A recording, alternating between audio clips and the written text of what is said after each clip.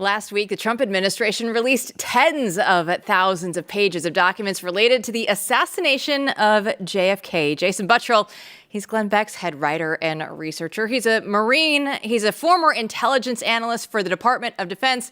And he's had the wonderful job of combing through all of those files. And he joins us now to break down what he's found, because you were the one who drew the short straw. You got to go through everything and figure out. So what did you find in the JFK files? I think even the JFK researcher nerds out there that have been on this since 63, really, they would all pretty much admit that there wasn't a ton of new, like, smoking gun revelations from this. So if you were looking for the who in this, like who pulled the trigger, and anything not, pertaining to Oswald. We all were. Yeah, we all were. We all wanted to just say this person is the one who did it. Right. You were a little disappointed, but I do, but kind of a little bit for I guess, kind of moving into my larger point here. We fed all of those tens of thousands of documents into artificial intelligence, and it was all the new release. We also fed in, it pulled in from the Warren Commission as well, all the other previous releases. And I asked it, I said, just recalibrate, rethink this. Who was, responsible for killing JFK? And it actually came through with like 6 to 8 possibilities. And so it numbered them from 1 to 8, 1 being the most high, 8 being probably it's just a wild theory, basically. Number 1, as you would assume, because it's pulling from the Warren Commission as well, was Lee Harvey Oswald. It gave it a high probability, like 80 to 100% or whatever. But number 2 that popped up now after analyzing everything was, and this was moderate to high probability, just a few percentage points off of Oswald, was rogue CIA elements. And I was like, huh. And so I focused heavily on how the hell was it pulling that information, like giving it such a high probability off of some of this new information. Because, even if I'm in the CIA and they've been blocking this information for decades, even if it's not true, I don't want this information getting out, and I'm going to try to block it, because there's something in those docs that are revealing some pretty shady activity that we were up to. And yeah, I found a lot of shady activity that they were up to in the 1960s. So this is what's crazy about everything CIA related, and why it's great that the conspiracy theory epithet is not negative anymore. We all know the conspiracy theories are actually true a lot of the time. We've been lied to, but it's been decades of this where I'll just be personal about it for a minute. When I go through this, my rational brain is like, well, I'm going to falsify this, and this claim. This sounds like a conspiracy theory. But there's a number of crazy ass things that the government has done, right? Where you just sit there and go, no, that actually happened. Yeah. I need to remember this, right? Because this actually happened. They actually did this. Yeah. And that's been going on over the years for a while. So maybe the good thing about these files is that they help, I guess what you're saying is, they help us see that the CIA has been doing and the government's been doing some naughty things for a very long time. Yeah, exactly. I mean, if this is why this is so crucial, and I think the biggest thing I took from researching all this is there is a pattern of behavior with our creepiest, biggest spy agency, the CIA. It goes all the way back to the 60s, and they did not let us ask questions or look at some of this stuff because they don't want us to know about all these conspiracy theories. For one, and I'll just rattle off a few of them. The CIA is not supposed to operate on United States soil. They're supposed to turn that stuff over to the FBI. They'll use gray area to try and get around it. Right. But we found that the CIA is all but bragging about in their memos that we were looking through about how they infiltrated U.S. media. Infiltrated U.S. media, including leveraged the specific journalists that they infiltrated and kind of converted, I guess, onto their side, all of their contacts. Some of those contacts, they were just naming out. One was at the New York Times. One was a contact that had a direct line to then Attorney General RFK. So now you're basically saying that, yeah, we were spying on RFK through this media contact that this, asset of ours now trusted.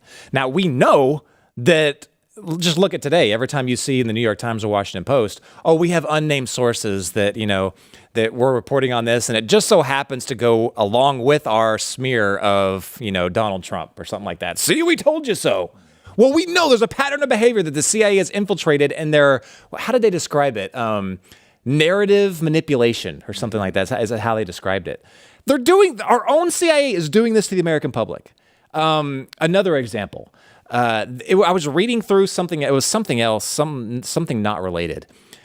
And then I skipped down like a couple of paragraphs, and they just casually just let it slip that they had Barry Goldwater under CIA surveillance, which I had heard before that he was under FBI surveillance.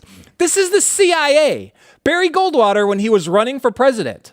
Now, if you don't let anybody know about this, you don't let the public know about this for 60 years, then you would be willing to accept them to surveil and manipulate a candidate for president, let's say in 2016, and his name is Donald Trump. And we just hardly bat our eyes over it. It just goes away. This is why it's so important to know these things. Yeah, and if you watch Blaze TV, you know that Glenn always has his Wednesday night special. This is actually the topic of his special tonight. So, Jason, you guys were in there. So I look at these JFK files. So many have been released already. Do we expect any more info? Do we have all the info that we think we're going to get now released? I don't think that, maybe they've gotten to 80,000, I think is what he said, that the full release. I tell you what, I can't even count anymore after I was adding them up and we were like 20-something thousand documents feeding all this stuff into like our program, and I lost count. Just by looking at the stuff that we've seen right now, I really don't think we're going to get anything as far as if you're going to classify it like smoking gun that's going to really change the narrative up. I really do hope that they continue to release more, though, because it's all this extra stuff that is the most juicy to me. All this extra stuff that we never even intended to, learn about, like, JFK's, there's no way to describe it. He was at war with the Central Intelligence Agency, and they were pushing back at war against him. There's just no other way to describe it but that. And the things that the CIA was willing to do as the president's part of his cabinet, basically, like they work for him, what they were willing to do back at him is absolutely frightening to today. Look at any news, story today. Anything that just kind of seems off on you, anytime where they tell you don't ask questions about that, don't follow it, just take the initial narrative, and by all means, do not follow money if there's any, crazy implications. Just accept our word for it. No. Because way too many of these conspiracy theories have turned out to be true. And that's exactly how they shut you down. And that's how they've shut us down for anything revolving the CIA and JFK for the past 60 years. That's how they've silenced us. It's unbelievable. I mean, the deep state, right, post-World War II has become incredibly dangerous and has been dangerous for a while. And people are, I hope, waking up to that fact because of this. I want to throw something else at you that I think about often now when it comes to media. I believe that the reason that people thought in the past that we had an objective media and it was a very prestigious profession and journalism, et cetera, is in part because the organizations like the CIA, right, powerful government agencies, felt as if it was under control. In other words, that enabled, right, there wouldn't be that much truth to power when you have 3 stations and, very little, there's centralized TV. And that comes out and just all of a sudden in 10 years is in everyone's home. And then you have these kinds of connections at these papers going back to the 1950s. Post-World War II, you have intelligence agencies in America infiltrating them. So, of course you think everything is great and it's a staid profession, right, and it's professional, because there's not as much controversy as there should be. Does that make sense? Yeah, completely. I think it's very obvious how the CIA views U.S. media, and they view it as a weapon. They've used it as a weapon, let's say like Radio Free Europe and Asia. They've used it overseas, but as we've revealed in the JFK files, they used it as a weapon against our own with people. And I actually think it was harder back then for them to manipulate U.S. media, to infiltrate it and to use it against us. I think it was harder back then. The reason I say that is because the way the media has evolved now, there's probably, I wish I could remember this graphic right off the top of my head. There's probably you could fit it into it's on one finger or one or two hands, like 5 to 8 people in organizations that control all mass media. Mm-hmm. And I'm talking print, cable, internet, everything. It's a small amount that actually control all of our media, and that's going into radio, everything. So now they just have to get leverage on that small group of people, and they control everything. And you see that today. Like all of them run in the same direction all the time. And not only that, they'll quote their buddies that have the same opinions that they do as absolute facts. So they'll say, oh yeah, as per the New York Times, this will be the Washington Post, as per the New York Times, they say that Trump, was peeing on hookers in Russia. Case closed, everyone believes it. Okay. And everyone runs in that direction. It's so funny. I remember doing it was another TV special that we did, and we were trying to show all the narratives running on Ukraine. And I was like, where did they get this quote? Where'd it happen? You would follow it from one outlet, they would attribute to the next outlet, they would attribute to the next outlet, and it would show up like in Bloomberg or something from some guy that just heard from Doug the plumber. You know what I mean? In Kiev. It was the most ridiculous attribution, step by step that I've ever seen. But if you have a landscape like that, it's so much easier for them to control. And now, I think that they believe they have a stranglehold on it, and it's really we're outliers that are really some of the only ones that are trying to tell the real truth. We are outliers, but if you start putting pieces together, and you were talking about AI and putting the documents into there, if this is a fight against the deep state and you're going to need all the help you can get, yeah, of course they have it too. But now on our side, we can go through and put documents in and get things done much faster as well. So how do you see that as a tool to fight against all the corruption out there? I think technology has changed the name of the game a lot. Even you can have a random creator on YouTube or X that can mimic an entire TV studio, and can put on his own, show or whatever and tell the truth based off of how he sees it. Artificial intelligence is making it to where you're taking something that used to be like an elite level, position, like a news agency, the chief researcher. Not that that's my title or anything. But people will be like, whoa, I don't feel like I don't feel like that, I have the credentials to handle that job. Well, no, you can. You really can. You can use things like artificial intelligence and do your own homework. For far too long, elitists like corporate media, government, academia, they've held on to these things because they're the experts. They're the technocracy, right? So they're the ones that interpret what's happening in government or interpret what's happening within, the intelligence community or whatever, because they're so smart. You don't have the means to go and find that information because we are the gatekeepers of it. No longer. Yeah, it is a good thing, but that's why the war continues over the media. That's why they oppose any alternative. But it is interesting to see that stranglehold. It's almost like what they control is less and less powerful, right? As people realize these sorts of facts. So it sounds like what you're saying about JFK is something like, I don't want to put words in your mouth. Is this right? Is the CIA, it's not clear whether the CIA killed Kennedy or not, but we shouldn't be surprised if they did. Right. Well, I remember we did a chalkboard for Glenn, and I was just looking through it, and when I was first drawing it up, and I was like, well, did the CIA, based off of that probability rating that artificial intelligence had giving it, I was like, well, did they have motive? So I made a section for motive. Did they have the beef, with Kennedy? Did they have the capability? Were they out of control? What are some of the things they were doing? And then finally, did they have the connections? Looking at all of those, yes, and yes, they did. And the beef with Kennedy, that was very eye-opening, but the capability and just how out of control they were was probably the most shocking thing that I saw. If they're capable of doing all of those things, they've been hiding it for so long, they're still doing it. I guess the scariest thing is now, looking at, a 60-year-old case, is how worse is it now? Mm-hmm. What are they doing now? Because it hasn't stopped. If you look at the Trump, the 2016-17 Trump, they clearly didn't stop there. They're still running crazy. So what the hell's happening right now? Well, let's take a look at what's happening this week with the Atlantic story, with the Signal Group, everything that's going on. What do you make of just this news story and how people are framing it? Personally, it's a total CIA op. I'll just come out and say it. Is this the JFK files? It's totally the JFK, yeah. Did you just read 80,000 pages? Right. I've been in it. I've had my tinfoil hat on nonstop. I won't even take it off for dinner. I'm just like, no, I see some crazy things that actually remind me of looking at those, docs from the 1960s in this. You talk about, okay, so let me start with timeline.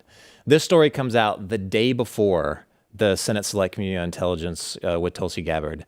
They said to have those hearings the day before. Now that's fortuitous timing for them. The day before the hearing, they have it. They have the hearing. CIA Director Ratcliffe says, look, I don't know, the very first thing that happened after my confirmation went through in the Senate, I had these texts come in and they're uploading Signal onto all my devices and computer. That's interesting. He didn't ask for it. That's just protocol. So they did it. You've got Tulsi Gabbard testifying. I think this was in front of the House. That this is something that CISA mandated. And it's on basically every government device. Everyone that's government, immediately this gets installed on their device. Why is the government so married to Signal? Why is our intelligence community so willing to sign off on it? It makes absolutely no sense until you start doing your own homework on these things. If you follow the money, you find out that Signal, when it was originally established, was getting millions of dollars from a government organization that has ties, actually right underneath, part of Radio Free Asia. Radio Free Asia. You might be saying, hey, wait a minute. Wasn't that an old Cold War tool used by the CIA? Yes, Jill, it actually freaking was. That's exactly what it was. So I'm like, okay, wait a minute. Am I not supposed to draw that conclusion? Am I not supposed to follow the money on that? Because that sounds very, very dirty to me. I don't know. And I've had this debate, as I was saying off air, with a lot of people in tech over the years, because I don't trust any of these companies. And I basically think like someone can break into anything. And really everyone should assume, there's very few things that are secure when it comes to human communication in general, right? Mm-hmm. But their argument would be, well, look, the government was involved in a lot of encryption companies, right, in the beginning, because they wanted to use it in other countries to foment revolutions and, all the great things that we've done throughout the world for our sacred democracy. So sometimes they used it for good, sometimes not. But then the attitude is like, but then that just started it. And then it kind of took off into a private company where everything's fine. And then they always say that the technology with Signal is better, than a lot of other outfits. Now, I don't fully buy this. I can see you looking at me. Yes, Matt, that sounds very convincing. I was just waiting to retort. Yeah. But I do believe that, Signal is held up as this thing that can be trusted as opposed to everything else. But I think we already know that isn't the case, right? Oh, I mean, exactly. I mean, it's been held up, even though WikiLeaks has already published Vault 7, which was CIA tools used to penetrate Signal as well as WhatsApp. Okay, so this was before.